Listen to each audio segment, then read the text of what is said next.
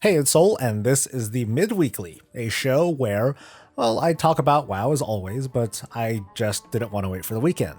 You can help me out by liking the video and subscribing for more of this and all things Warcraft, and enjoy the footage. If you pay attention, you might find something suspicious.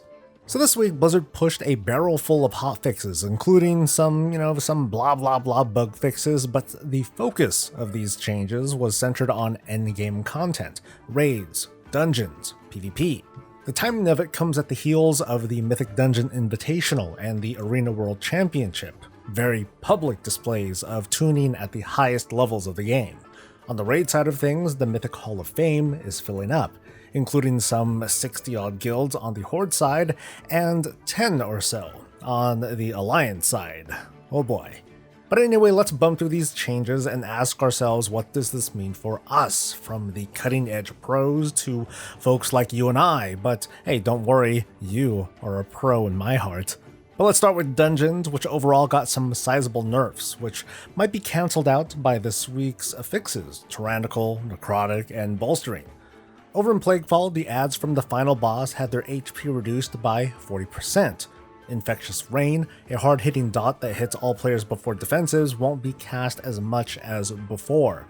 And I'm going to read this one verbatim. Slightly adjusted the timing of Plague Crash so there is a little more time between tentacle slaps. Less slapping, cool. Moving on to Spires of Ascension, the 3 ads before the final boss are thankfully much less deadly than before. Okay, well, they're half as deadly as before. Its oppression ability now stacks every 1% instead of 2. I have not so fond memories of getting mollywopped by the third guy, although actually it was just the other day. Also, any affixes that trigger on death, like Sanguine and probably Spiteful, will no longer happen from these guys. Cool. Now let's go to Necrotic Wake, which personally is one of my least favorite dungeons, and I guess we'll see how it is this week. The carrying-based buffs that you get from the dungeon now persist through death, which is great, because I usually pick them up, and then I get myself killed somehow. Probably a stupid mistake, but it almost feels like I get some debuff when I grab them.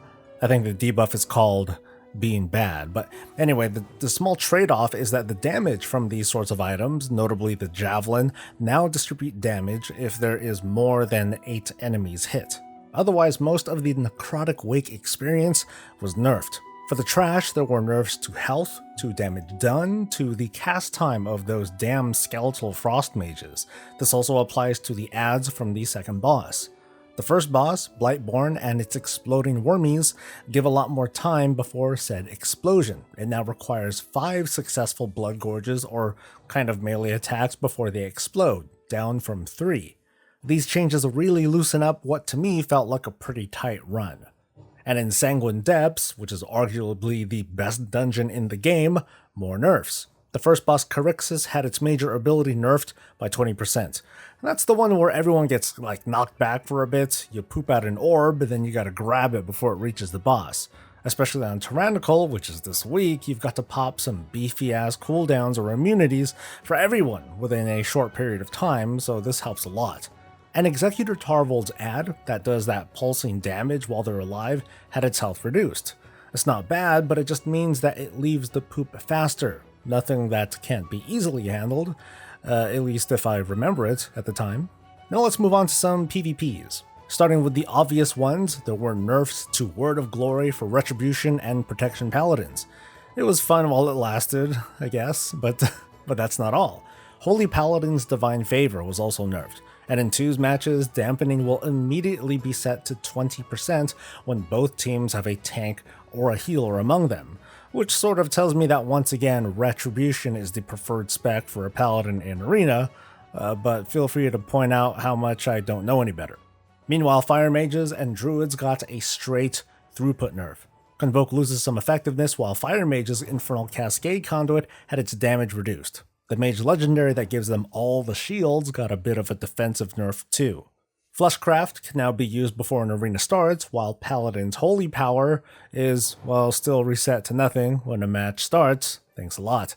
And pets take less damage, which sort of tells me that pets have been dying to AoE or cleave or something somehow, those poor babies. Off to Castle Nathria we go, first with the Council of Boogieing Down.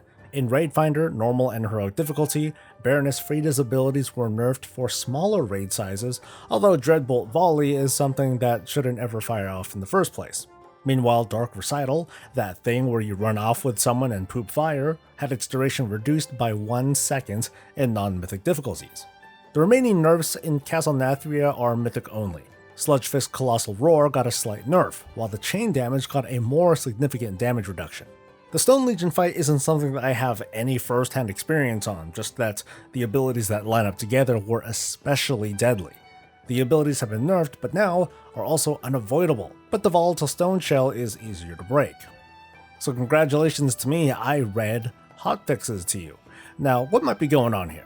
Like I said, the timing of these hotfixes suggests that 1, this is typical Blizzard tuning, and the recent tournaments have prevented most of these changes from going through for the sake of preserving the competition. We're also a ways into that usual period when Blizzard wants to sort of, nudge people along and help them get over the hurdles that have been hindering them.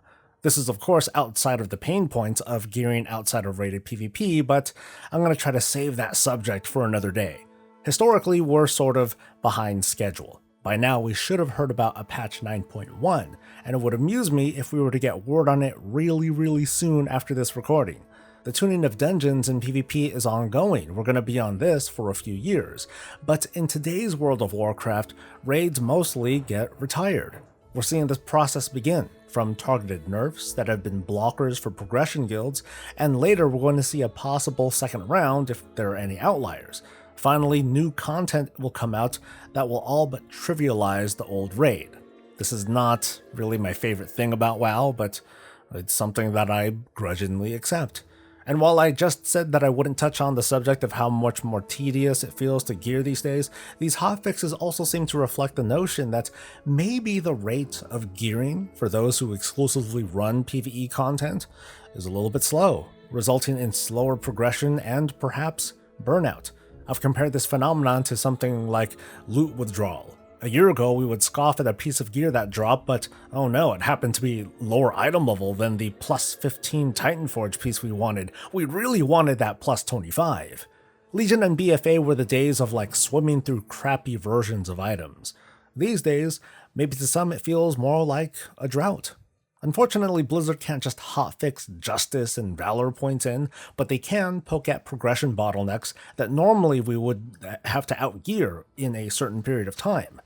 And that's all I wanted to cover for now while I build up to the subject of the upcoming weekly, centered on how some of us might be feeling about Shadowlands these days, but I would love to hear from you sooner.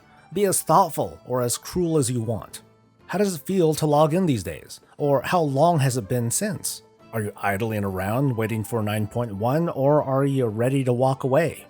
I really appreciate you guys listening and watching this prideless run of mine, and we'll see you soon. Until then, stay safe, stay healthy, and stay breezy.